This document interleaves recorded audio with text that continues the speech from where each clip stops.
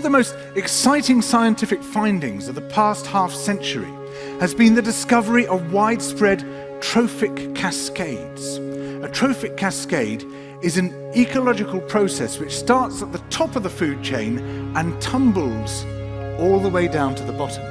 And the classic example is what happened in the Yellowstone National Park in the United States when wolves were reintroduced in 1995.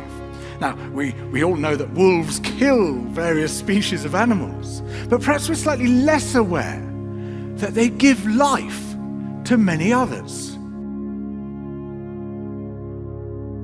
Before the wolves turned up, they'd been absent for 70 years, that the numbers of deer, because there was nothing to hunt them, had built up in the Yellowstone Park, and despite efforts by humans to control them, they'd managed to reduce much of the vegetation there to almost nothing. They'd just grazed it away.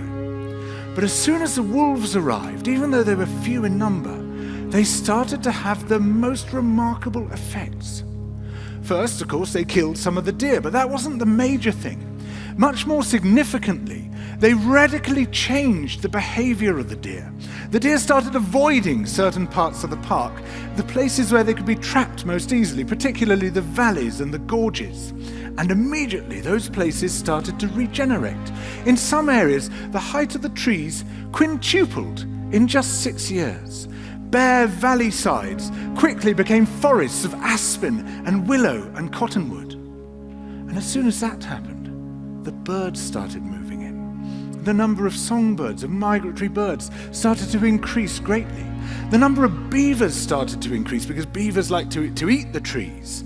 And beavers, like wolves, are ecosystem engineers. They create niches for other species. And the dams they built in the rivers provided habitats for otters and muskrats and ducks and fish and reptiles and amphibians. The wolves killed coyotes, and as a result of that, the number of rabbits and mice began to rise, which meant more hawks, more weasels, more foxes, more badgers. Ravens and bald eagles came down to feed on the carrion that the wolves had left. Bears fed on it too, and their population began to rise as well, partly also because there were more berries growing on the regenerating shrubs. And the bears reinforced the impact of the wolves by killing some of the calves of the deer. But here's where it gets really interesting. The wolves changed the behavior of the rivers. They began to meander less. There was less erosion. The channels narrowed, more pools formed, more riffle sections, all of which were great for wildlife habitats. The rivers changed in response to the wolves. And the reason was that the regenerating forests stabilized the banks so that they collapsed less often, so that the rivers became more fixed in their course.